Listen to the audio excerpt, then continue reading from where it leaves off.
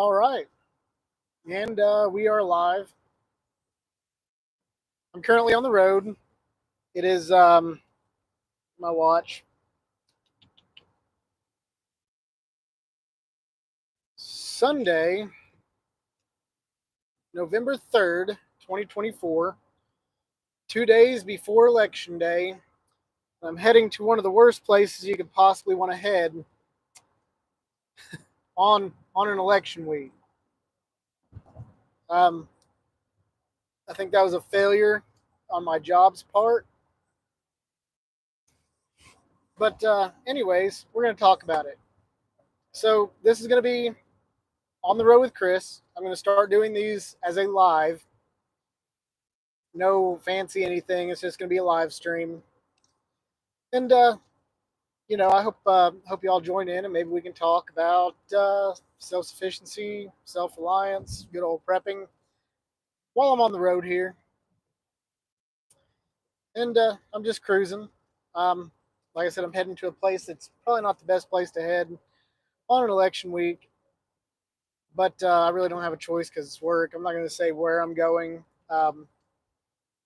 Close friends and family know where I'm going, but it's not going to be fun. So today I want to talk about go bags again, and talk about you know different different configurations you can do on your go bags to compensate for certain situations you might encounter, like the one that I'm in right now. So I've done a playlist, the Ultimate Go Bag Guide playlist, where the first go bag was what I had typically built for, you know, what traveling I was doing short range. The second go bag guide was one I built for longer range stuff. I've got all my hiking, camping, everything in it, and then I can kind of shed weight as needed based on what you need, what you don't, stuff like that. I'm going to do another one on purpose built bags. And what that means is, like, I knew this was coming weeks in advance. I know I have to go do this. I know there's a high probability of something bad happening while I'm doing this, i.e., say I'm going to a really super liberal city, and if Orange Man wins, there might be, rioting. You know, 2020 wasn't that far back. It was 4 years, and I'm pretty sure everybody that lived during that time can remember all the damn rioting and looting in 50 U.S. cities burning to the ground.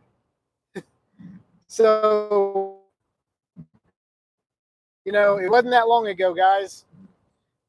Good possibility that we'll see rioting, looting, and so I've added some things to my go, taken some things out. Like I said, once I get to my Airbnb where I'm going, I'll run through the whole go bag, show you what I did, what I removed, what I left in, some extras I put in. My main focuses on this go bag was communications, being able to see at night, and plenty of arms and ammunition. I also added quick meals. I added more Mountain House meals to it. I took away the 22 conversion kit for this particular setting. I don't need it. I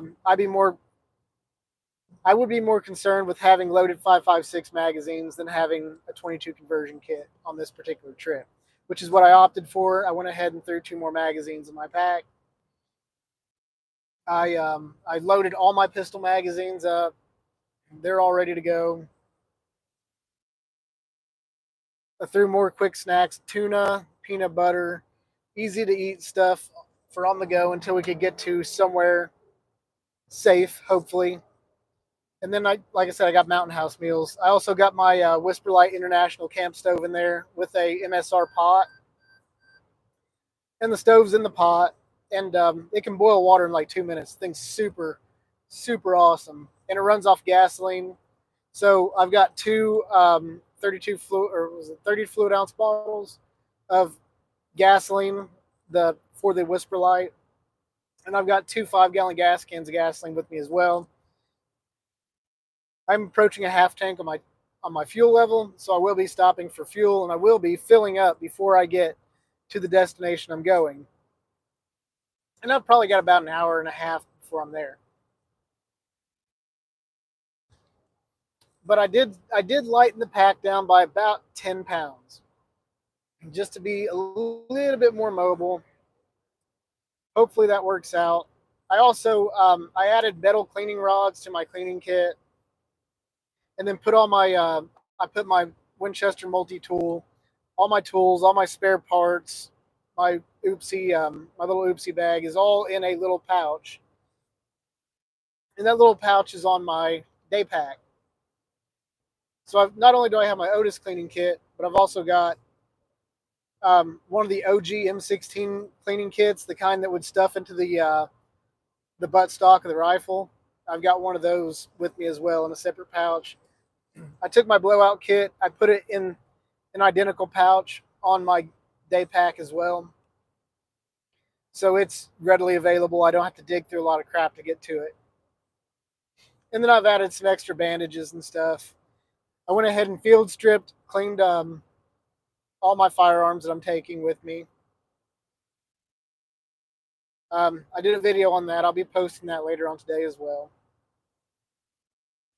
And made sure I had adequate water purification. I brought a case of water with me.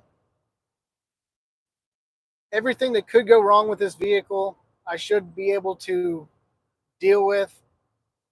I've got a flat tire repair kit. I got a can of fix a flat. I got a flat repair kit. I've got an air compressor with me. Shouldn't run into any problems. Plan is, and we've also developed a plan, is we purposely got our Airbnb about an hour outside of town, roughly 31 miles away from our work destination. Our work destination is smack dab in the middle of where, if anything would go wrong, it would probably go wrong in that area. So our plan is to stay in the Airbnb that is on the side of town closest to where we're coming from, meaning that would be our escape route back home. And then we will leave one vehicle there, probably my vehicle, and we'll leave it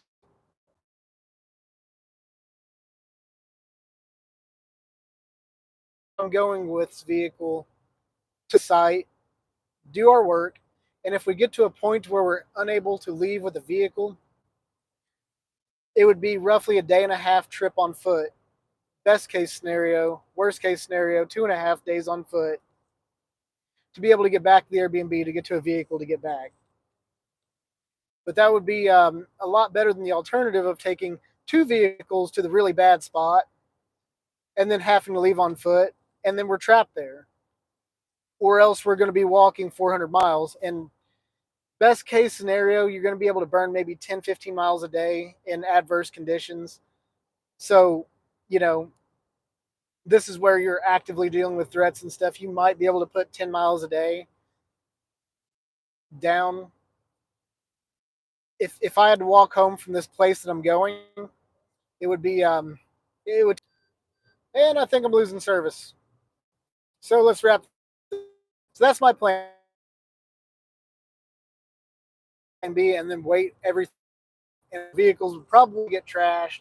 We'd be kicked out of the Airbnb, and who knows what's going to happen. I don't know if looting and rioting is going to last a few hours, a few days, a few weeks, or a few months. And quite frankly, every time I'm at this particular area that we're going to, usually some crap's happening. It's either getting looted, the grocery stores are getting nationalized because of looting, crime is rampant, all that good stuff. So, it always helps to have a plan beforehand. I have used my Garmin Explorer app to put some maps on my phone, topographical maps, satellite images to get us out of the immediate area. And then I've also got waypoints on the Garmin Explorer app that are directly linked to my smartwatch that I just finished charging. And my smartwatch will be able to shoot an azimuth home if, traditional GPS didn't work, or like you said, if we didn't have a vehicle. So I've got a backup to a backup. I didn't get the printer set up in time to actually print these maps out, but I do have a bunch of maps that I got from rest stops for, you know, the various places that I'm going, the various states that I'm traveling through. So we could always navigate with a traditional map and compass, traditional map and azimuth off of this, plus this has a compass. So there's those things too. Just kind of a little pre-planning. And I know I mentioned those other go bag videos that I do add and remove equipment as needed. This is one of those cases where I knew something was going to happen ahead of time, and I added and removed equipment to compensate for what I think is going to happen. So all the stuff that you saw in those previous go bag videos, some of it's there, some of it's new, some of it's not there.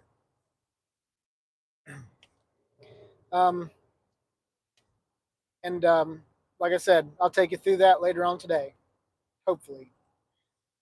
We'll see. We might be trying to go in and knock some stuff out tonight so we don't have to be here on election day, so that we could already be on the road back on election day instead of working during this whole shit show that's probably going to happen. And, you know, and I'm not saying something's for sure going to happen. I'm not saying it's not. I'm saying there's a very good possibility that some shit might go down. I think the Clap Survivor app actually says there's about a 57% chance that some shit might go down. So greater than 50-50 chance that something might happen. That's kind of not odds I'm really willing to gamble on. And I will say this, that if something does go down that requires me to act or behave in a way that would typically be not normal for normal conditions, I'm going to quit my job, because I've had it with these people sending me to dumbass places during dumbass time frames, knowing that some dumbass shit could happen. I'm just tired of it. Anyways, that's about all I got. I think that'll do. So look forward to those videos coming out. I did a field stripping and cleaning video of the SIG P320 that I carry. I also did one of my AR pistol, but for some reason the recording, I lost the recording somehow. I recorded it through the video editor, kind of an experiment. It didn't work out the way I wanted it to. So this video is somewhere on my hard drive. I'm not sure where it's at, but I'll try to get it uploaded if I can find it as well. Hopefully I can get some customer support on that. If not, there's plenty of videos on how to field strip and clean an AR-15. I think we'll be okay. So with that, you know, if you're into voting, you know, get out there and vote. I don't vote anymore. I'm not registered to vote. I deregistered to vote. I don't believe in it. It's not something that is. It's not like the country is going to be saved if one person wins over the other. I think we're pretty well going to spiral at this point, anyways. So I ain't going to waste my time with it. That's my opinion. If you want to go out there and vote for whoever you want to go out and vote for, be my guest.